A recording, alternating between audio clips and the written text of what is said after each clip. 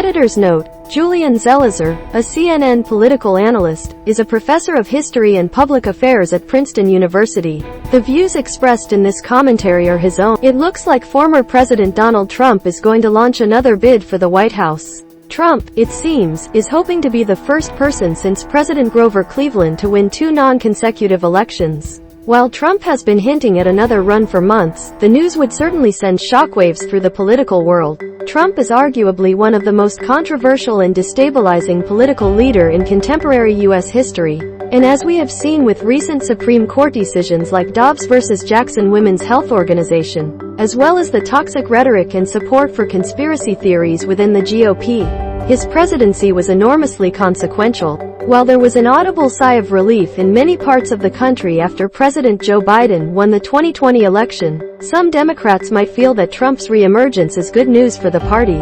After all, Biden, who has said it is his intention to run again, seems to have the magic formula for defeating Trump. The contrast that he automatically presents, a stable, experienced and low-key political leader, is powerful. Trump's presence on the campaign trail would likely also unite Democrats behind Biden and allow the president to raise significant campaign funds. But Democrats should not underestimate the threat that Trump poses. If the midterm campaigns have shown the Democrats anything, it is that the Republicans remain a strongly united party. Very little can shake that unity. After Trump left the White House, the party didn't change in substantive ways and the Never-Trump contingent failed to emerge as a dominant force. Indeed, officials such as Congresswoman Liz Cheney were purged from the party. Even with unconventional and deeply flawed candidates such as Herschel Walker and Dr. Mehmet Oz running for key Senate seats, recent polls are showing that the GOP is in relatively good shape overall going into the midterm election on Tuesday. Meanwhile, Democrats are scrambling to defend several seats and even candidates in reliably blue states such as New York are at risk. If Republicans do well next week, possibly retaking control of the House and Senate, members of the party will surely feel confident about amping up their culture wars and economic talking points going into 2024. And given the number of election-denying candidates in the midterms, a strong showing will likely create the tailwinds for the GOP to unite behind Trump. Although there has been copious speculation about the rise of other Trump-like Republicans like Florida Gov. Ron DeSantis, it's likely they will look little once the former president formally re-enters the political arena, as his formidable opponents learned in the 2016 Republican primaries.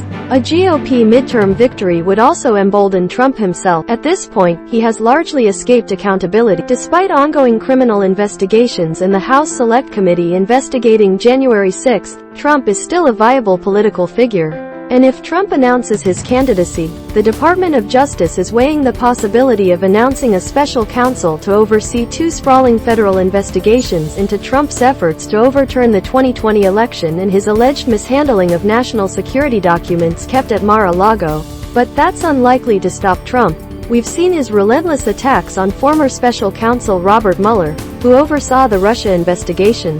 And once Trump is formally a candidate, it will make prosecuting him all the more difficult. Trump, a master of playing the victim, is sure to claim, as he has in the past, that any investigation is simply a politically motivated witch hunt intended to take him out of the running. If Trump avoids prosecution, he'd surely unleash a fierce assault on the president, who could very well still be struggling with a shaky economy and divisions within his own party.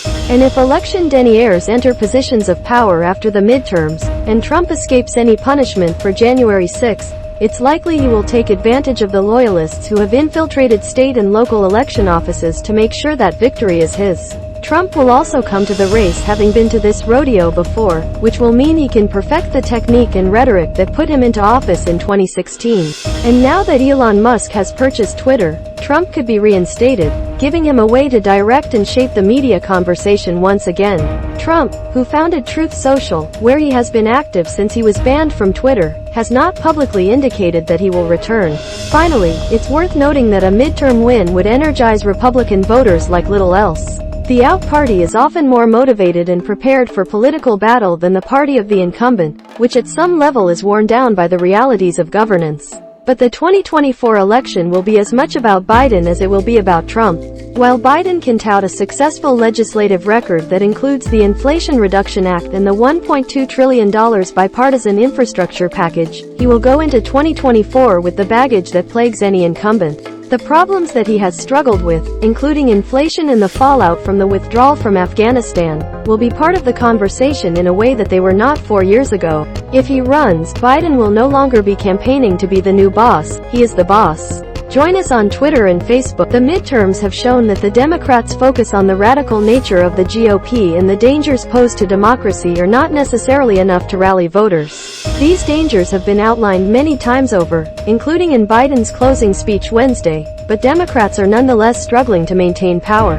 Of course, the fact that Trump poses a very serious threat in 2024 doesn't mean he will win. Trump had turned off many independents and even some Republicans by 2020, and it remains unclear if he can win their support in crucial swing states. And as we have seen with President Barack Obama's run against Mitt Romney in 2012, presidents who have faced tough re-election campaigns can still find a path to victory.